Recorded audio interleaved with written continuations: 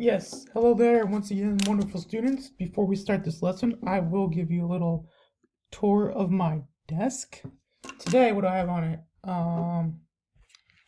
My cell phone, which is not really blowing up. That's okay. And gum, as always. Um, little ibuprofen because I've been running a lot and I'm a little sore. Actually, it's kind of my lunchtime, so I've been eating a Jersey Mike sub. Coincidence, I'm from Jersey. Mmm. That is delicious. And a new sparkling water beverage called Aha. It contains a little bit of caffeine. Perfect for me.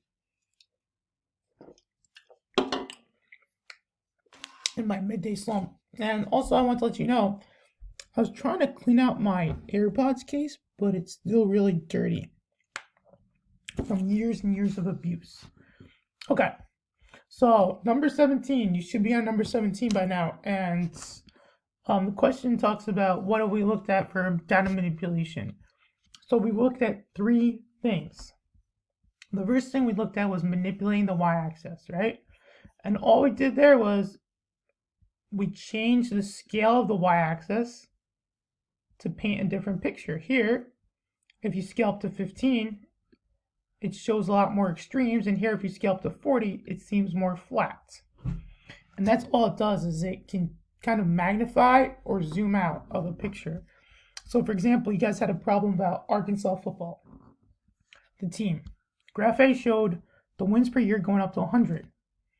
Unfortunately, there's usually only 12 games per season. So this shows that Arkansas football is kind of consistent with, I guess, lower wins. If you look at Graph B, it only goes up to 12.5, so it's probably more realistic. And it shows that Arkansas football can be really streaky. Like here, it's really good with around 11 wins, and here it's really bad with like, I gotta move myself, with around 2 wins. Okay? Okay, so that's manipulating the y-axis. You stretch it out or you shrink it. Here, same thing. We did omitting the baseline, which is very similar, but instead of stretching or shrinking the y-axis, you start at a different number. And we looked at this case with this lady who had a traumatic brain injury, and they were trying to agree if they should put her on, pull the plug, so to say, and they actually went to the court. And the court said, pull the plug. And this was showing the parties that agreed with that decision. By just looking at the bars, the Democrats are actually 3 times what the Republicans or independents were. Okay, so that makes them seem 3 times as heartless, okay? But in reality, if you look at the scale, 62% versus 54% is only an 8% difference, which isn't that much. So if you scaled it correctly, it would look something like this, showing that the gap isn't actually that much. So that's number 2, omitting the baseline. It can take little things and make them look a lot bigger. Number 3 is what we're doing today. It's called cherry picking. Okay? Really what cherry picking is, and you hear it in basketball too, is you only get the stuff that you want, the good stuff. So if I had this fruit salad right here, cherries are probably the most expensive thing in this bowl and I like them the best. I'm just going to pick all the cherries out, all the good stuff out for myself. Here's a little clip of what LeVar and Cam do in basketball. They cherry pick. Let's see.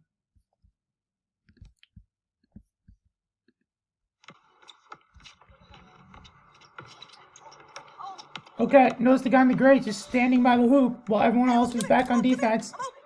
Then he's open with no one there. Easy buckets. Even though I probably would have missed, but that's what cherry picking is. Easy buckets, really. That's all it is. So we're gonna look into it. So you guys were actually looking at cherry picking quotes, taking the good stuff out of quotes to manipulate them. And this quote was in that pro Hillary Clinton ad. They want to make Trump look bad. And he said, as this working man was looking at him, you have to be wealthy in order to be great. I hate to say it. Obviously, that's extremely elitist, just cold and callous thing to say. But I'm not defending Trump, but this is actually what he said.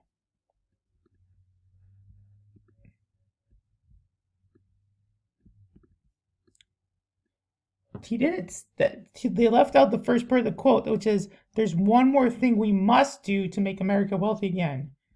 And you have to be wealthy in order to be great. So he wasn't talking about the individuals, he was talking about the country. How are we going to make America great again? Well, we need America to have money. And he said, I hate to say it, which is much different than saying, in order for individual people to be great, you have to have money. So as much as a buffoon as he is, this statement wasn't quite as bad as this statement. But you can see political ads use this all the time. And you could use it too, really.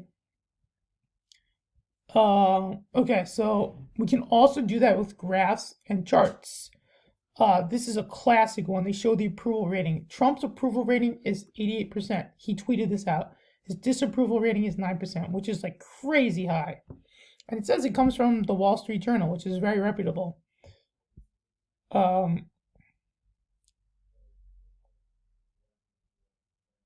So where did this data come from? Where did they get the 88%? If you look at all registered voters, only 45% of them approve, and 52% of them disapprove. So that's much different than what we have here. But if you look at this little writing right here, it says among Republicans. So you can see if you just look at Republicans, then it's 88 and 9. And obviously, Republicans are going to favor him a lot more than the rest of the country. But that's not a good look at the rest of the country. So they just looked at Republican data. Okay? That's number 18. And that's cherry picking because Trump is approved by Republicans, so you're only looking at Republican data. So what makes this graph legitimate? It is legitimate. They use legitimate data, and they say among Republicans. The print is really small for among Republicans, and they are not using the whole picture. You could say that in your own words.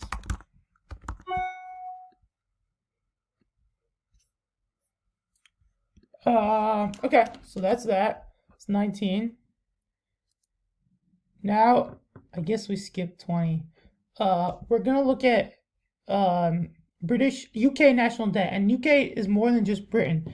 It's actually these 4 countries: England, Scotland, Wales, and Northern Ireland. Ireland had a rift, very famous, bloody civil war, and that's why it's just Northern Ireland. Now, so this is looking at national debt of the UK. Every country has national debt. The US national debt is huge now. So let's just see. There's actually live clocks. There's one in New York. So let's see what it currently is, and you can write down.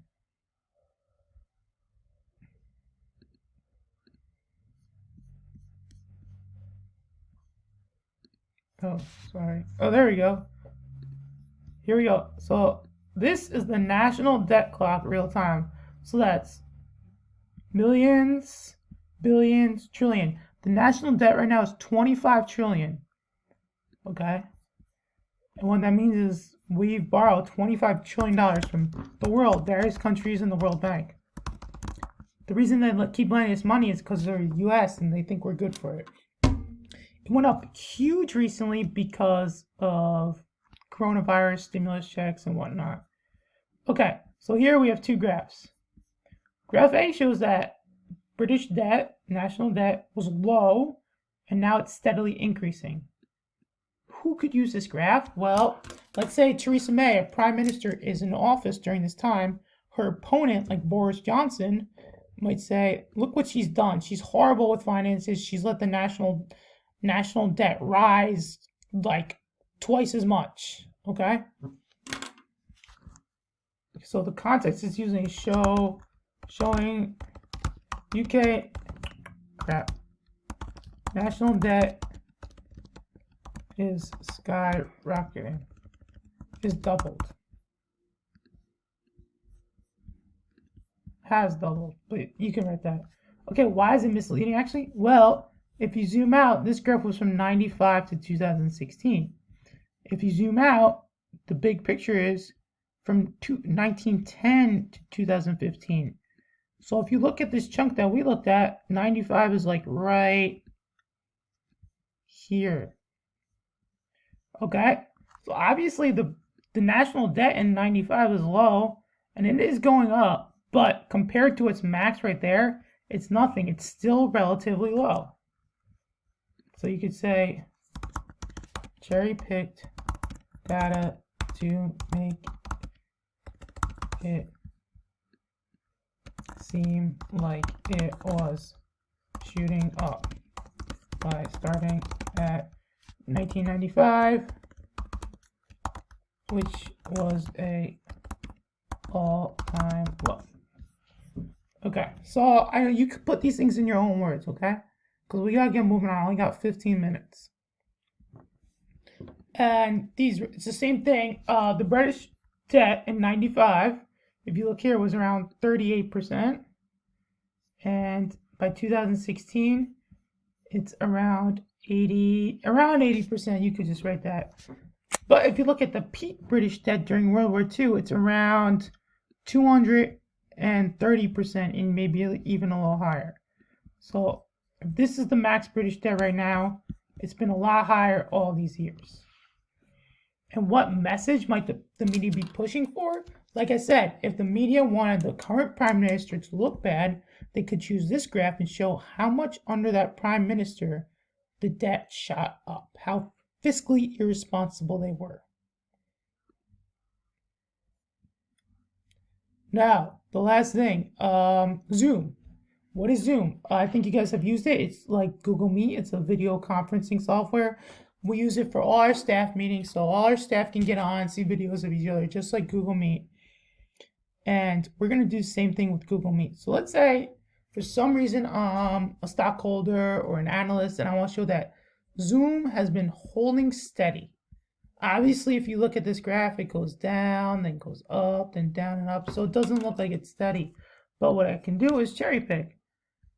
So I can just use my data in between kind of October of 2019 when it was a little low and right before it skyrocketed up in like December of 2019. So now if I show this graph to someone, what does it look like? It looks like Zoom stock was relatively stable. So I'm gonna write,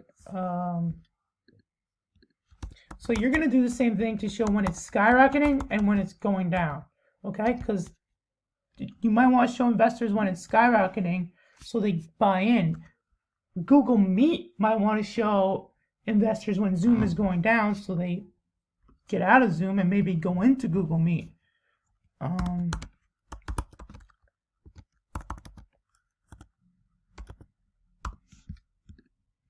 Okay, please, if you have any questions, I'm going to make this due at the end of next week since it is a little longer. I might add a smaller assignment in as well, but just be patient, ask me questions, and hopefully this has been informative. You know, like you see these graphs and figures and quotes all the time in the media, and sometimes we're just duped by them. So it is scary to me how easily data and graphs can be manipulated and not wrong. These graphs are not wrong. They just use certain data and scales to mislead the public, and that is scary to me. So with that, I'll say goodbye. Have a good weekend.